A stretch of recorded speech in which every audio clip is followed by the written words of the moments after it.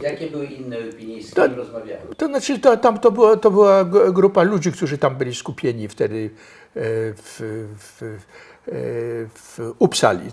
Tam mieszkała moja rodzina. Ja w tej chwili nie pamiętam dokładnie składu. Pamiętam na pewno, że tam był Krzysztof Dorosz, powiem, to był później też bliski człowiek przy redagowaniu aneksu, prawda? On raczej miał zainteresowania, można powiedzieć, religijne, teologiczne.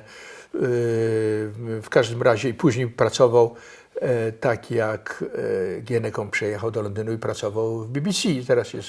Teraz jest również w Polsce. Ja utraciłem z nim kontakt, ale był bardzo pozytywnym wkładem. Był tam, nie pamiętam jak długo i jaki był jego udział. Był ze Stanów Zjednoczonych, był tam Janek Ross. Byli tam inni ludzie z Uppsali, ale ja mówiąc prawdę nie pamiętam kto tam był. No w każdym razie to nie było tak, że to było jakieś stanowiska kontradyktoryjne, że było jakieś zderzenie racji, ale idee, które krążyły tam, zanim przyjeżdżałem, były raczej krążyły wokół takiej idei, takiego pisma zaangażowanego raczej dla szerszej publiczności, prawda, więc politycznego. Tak ja to w każdym razie wspominam.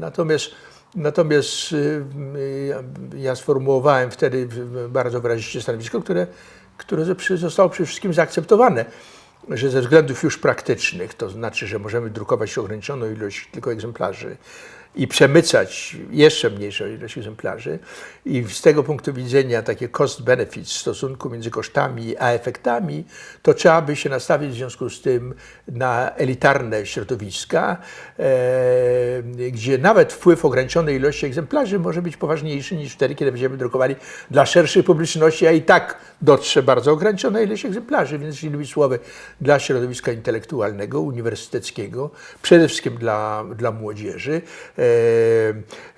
i teksty właśnie nie żadne zaangażowane teksty, że zaangażowane ma być pismo w sprawy krajowe, w pomoc środowiskom niezależnym poprzez dostarczanie strawy duchowej, prawda?